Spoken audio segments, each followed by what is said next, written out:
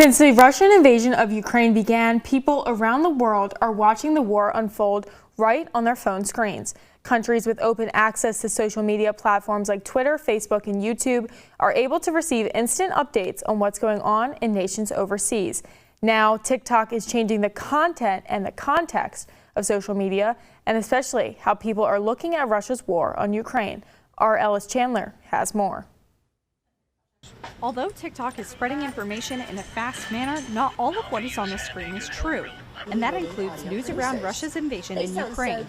According to a 2021 Pew Research study, about half of Americans regularly get their news on social media, and Elon students are no different. I actually deleted TikTok last year, so. I would say I get a lot of my news from social media, TikTok actually. I get a lot of things on my For You page that are talking about Ukraine and everything right now. Elon political science professor Sophia Swimilar says the war is the first time this generation of college students have had this much access to social media. It's allowing young people to get involved and to learn about what's happening through social media in a way that, back in the 90s or so, we wouldn't know what's happening. And hashtags like Stand With Ukraine and Russian soldiers are receiving millions of views on TikTok.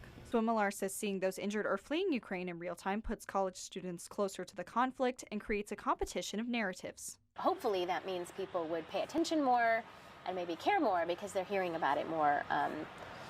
But it also shows that all sides are sort of using digital technology and media to kind of communicate and actually to fight the war in the digital realm, right? TikTok is even being used as a political tool by the White House, with social media influencers attending a briefing. Its content is also censored in Russia because of a new Russian false information law.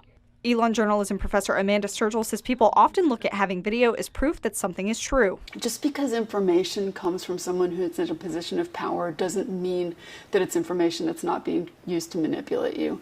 And so people who give speeches, politicians, important business people, spokespeople, those kind of things, they've learned manipulation techniques to make the messages kind of carry the way that they want. So you always have to think about not just the source of the information, but the content itself as well. Sturgill says even with its shortcomings, TikTok is proving to be a crucial platform with more than just trendy dances and funny animal videos. Ellis Chandler, Elon Local News. Sturgill says apps that require users to scroll for content, such as TikTok and Instagram, make people more vulnerable to misinformation because they're processing a lot of information in a little amount of time.